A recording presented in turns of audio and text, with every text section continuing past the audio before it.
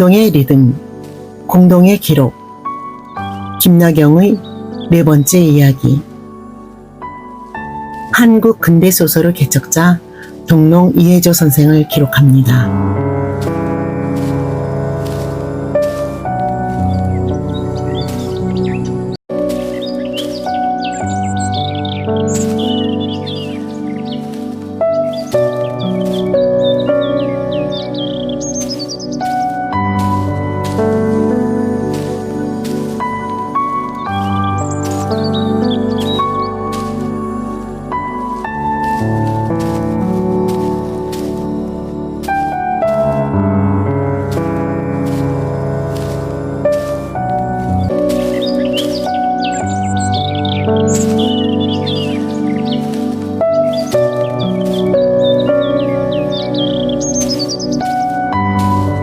올리신 차유종은 100년을 넘어 조국의 문학사로 무궁하게 이어지기에 님의 향기를 존중하는 후세들은 진정한 차유를 위하여 진원의 향을 올려옵니다.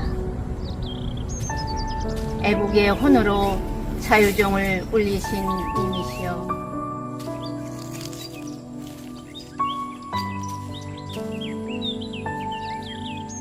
이해조 문학연구 1집을 내고 그 단체를 모태로 기본으로 해서 2006년에 이해조 선생 기념사업회를 만들어서 창립회를 갖고 지금까지 18년 가까이 활동을 해왔습니다.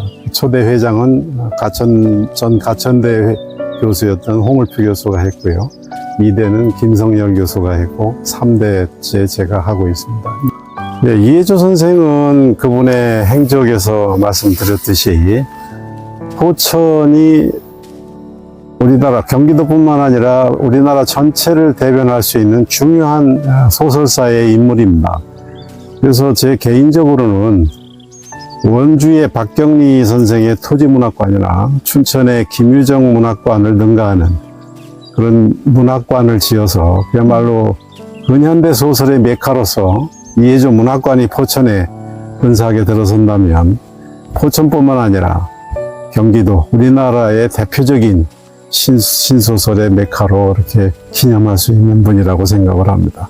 개작한 옥중화를 비롯한 이런 작품들도 있고, 그래서 이해조 선생의 기본 소설의 맥락은 작품의 우열을 떠나서 중요한 것은 리얼리티에 있습니다. 그리고 우리 한국 소설사에서 가장 중요한 그 흐름이 이 리얼리즘에 있다고 대부분 학자들이 동의를 합니다. 그래서 우리가 흔히 신소설의 첫 작품을 이인직의 혈인우라고 얘기를 합니다만은 근래에 혈인우보다 좀 두세 달 앞서 발표된 신단공안이라는 작품을 이해조 선생의 작품으로 추정하는 한문학계 원로분이 나오셨고, 몇 분들의 의견을 종합하면 앞으로 신소설의 역사가 이해조의 신단공안이 첫 작품으로 바뀔 가능성이 있습니다. 그런 그 사실주의 소설의 초석을 닦아서 포천 작가들도 그런 그 이해조 선생의 사실주의 소설의 그 맥을 이해한다면 그 문학관을 지어서 그 속에서 정신을 기리면서 함께 포천 작가로서 긍지를 가지고 활동할 수 있을 거라고 생각합니다.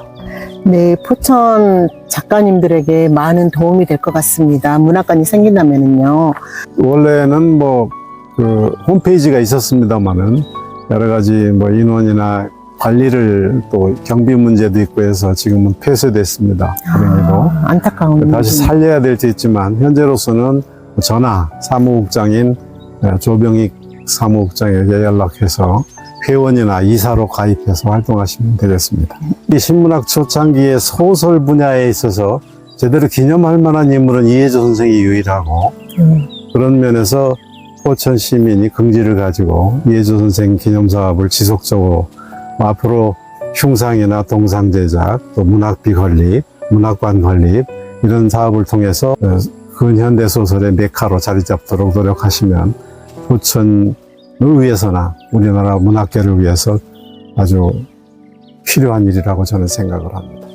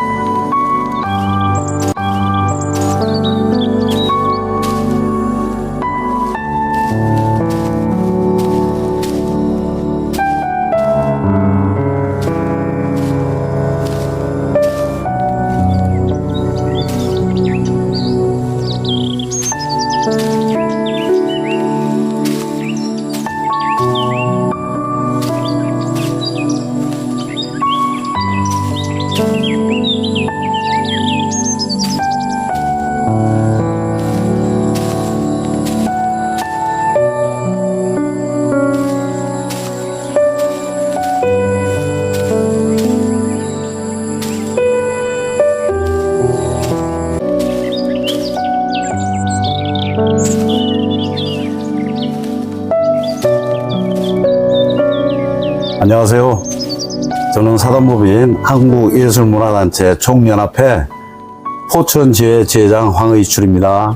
지난 5월 7일 한국예청 포천지회에서 시민의 삶이 문화가 되는 품격 있는 인문도시라는 프로그램으로 이혜조 문학연구 투어를 주관하셨는데 어떤 의미가 있을까요?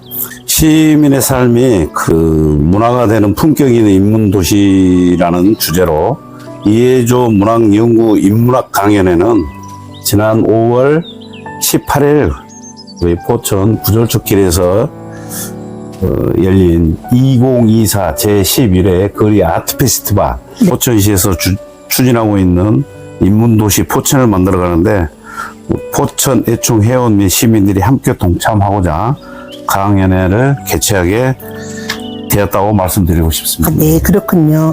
그럼 동농 이혜조 선생의 소설은 포천 시민에게 어떠한 영향을 줄 수 있는지 여쭤도 될까요? 이런 기념사업회를 통해서 많은 시민들에게 홍보를 한다면 더 좋은 결과가 있지 않을까요? 근데 이제 포천을 대표하는 역사적 인물과 유적을 많이 남아있지만 포천을 대표하는 작가로서 조선말 일제 강점기에 약 50여 편의 작품을 출간한 개화기 문학의 대표 작가 동농 이혜조 선생에 대한 문학관, 동농 이혜조 선생 기념회 사업에 협조와 도움이 되는 일이 필요하다면 우리 예총에서 적극 도움을 드리겠습니다.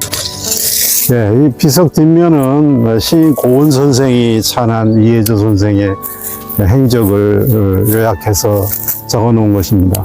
읽어보시면 선생께서는 조선조 신조왕자 인평대군의 사남, 복평군의 10대손 종손으로 태어나셨나니 호는 열제 혹은 동농이라 왕족의 후예로서 만국의 비분을 떨치고 나서 민족 개화의 신문학 선구자로서 인간 존중을 존엄을 향한 계몽 사상가로서 활약하시다가 일제하에 암흑을 조석의 관계로 보내시던 중 이윽고 조국의 청산으로 귀속하셨으니 돌아가셨다는 거죠. 이제야 후손으로 하여금 여기 조국의 이름으로 선생의 영혼을 명각하며 길이 천추에 임할지어다. 문명의 빛과 그림자. 이혜조는 1869년 2월 27일 경기도 포천에서 태어났다. 그는 인조 셋째 왕자 인평대군의 10대 손으로서 조선 왕자와 친연 관계에 있는 집안 출신이다. 1907년 6월 제국신문사에 입사하였으며 대한협회 기호흥학회에서 애국개몽 운동에 열성적으로 참여했으며 우리나라 신소설에 많은 역사를 남기고 1927년 5월 11일 포천에서 59세를 일기로 타계했다. 이 자료는 동농 이혜조 선생 추모회장, 대진대학교 한국어문학과 이병찬 명예교수 이혜조 문학자료집에서 발췌했습니다.